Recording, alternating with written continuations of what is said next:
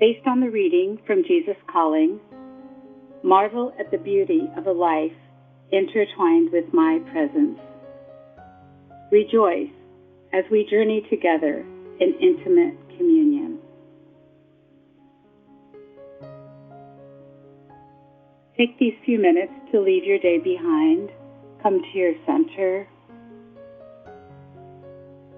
Let these beautiful love poems, written by the mystics over the centuries, help you touch into the divine in you. Written by Rabia, a female Islamic saint in the 700s, entitled In My Soul. In my soul, there is a temple, a shrine, a mosque, a church, where I kneel. Prayer should bring us to an altar where no walls or names exist. Is there not the religion of love, where this sovereignty is illuminated nothing? Where ecstasy gets poured into itself and becomes lost? Where the wing is fully alive and has no mind or body? In my soul, there is a temple, a shrine, a mosque, a church that dissolve into God. I know how it will be when I die. My beauty will be so extraordinary that God will worship me. He will not worship me from a distance, for our minds will have wed. Our souls will have flowed into each other. How to say this? God and I will forever cherish myself.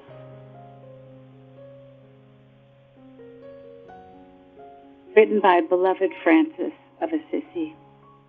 God would kneel down. I think God might be a little prejudiced. For once he asked me to join him on a walk through this world, and we gazed into every heart on this earth. And I noticed he lingered a bit longer before any face that was weeping, and before any eyes that were laughing. And sometimes when we passed a soul in worship, God too would kneel down. I have come to learn God adores his creation.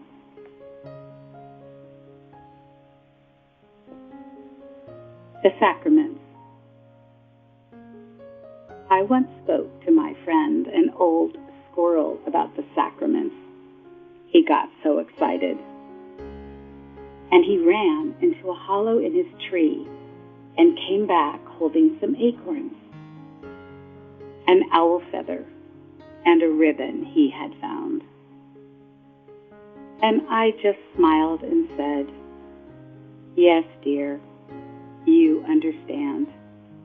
Everything imparts his grace."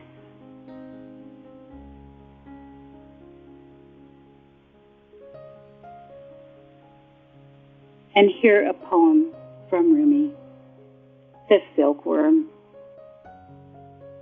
I stood before a silkworm one day, and that night my heart said to me, I can do things like that. I can spin skies. I can be woven into love that can bring warmth to people. I can be soft against a crying face. I can be wings that lift, and I can travel on my 1,000 feet throughout the earth, my sacks filled with the sacred. And I replied to my heart, Dear, can you really do all those things? And it just nodded yes in silence. So we began, and will never cease. And from Rumi, when I was the forest, when I was the stream, when I was the forest, when I was still the field, when I was every hoof, foot, fin, and wing, when I was the sky itself, no one ever asked me, did I have a purpose? No one ever wondered, was there anything I might need? For there was nothing I could not love. It was when I left all we once were that agony began. The fear and the questions came, and I wept and I wept. Tears like I had never known before came. So I returned to the river.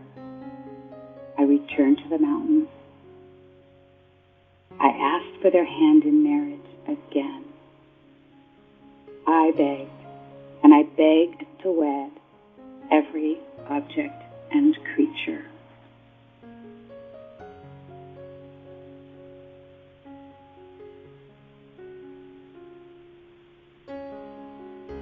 Some words from the mystic Catherine of Siena. Consumed in grace. I first saw God when I was a child, 6 years of age.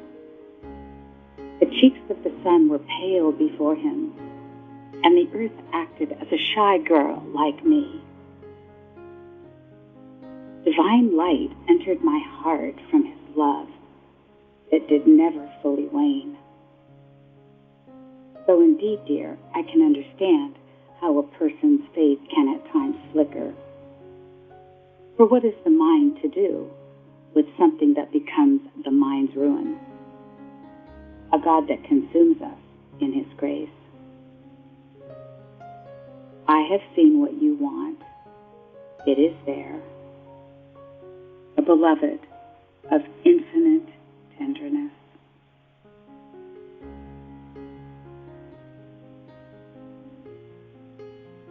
Rest in prayer. The sun hears the fields talking about effort, and the sun smiles and whispers to me, why don't the fields just rest? For I am willing to do everything to help them grow. Rest, my dears, in prayer. John of the Cross. My soul is a candle. My soul is a candle that burned away the veil. Only the glorious duties of light I now have. The sufferings I knew initiated me into God. I am a holy confessor for men. When I see their tears running across their cheeks and falling into, what can I say to their great sorrow that I too have known? The soul is a candle that will burn away the darkness. Only the glorious duties of love we will have. The sufferings I knew initiated me into God. Only his cares I now have.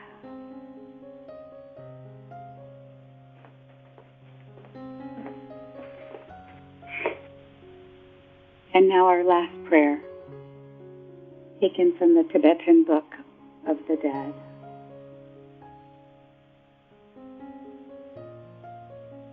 Remember the clear light, the pure, clear, white light from which everything in the universe comes, to which everything in the universe returns. The original nature of your own mind,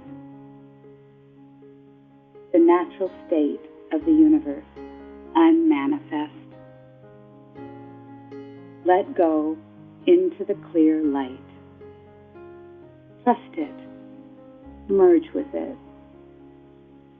It is your own true nature, it is home.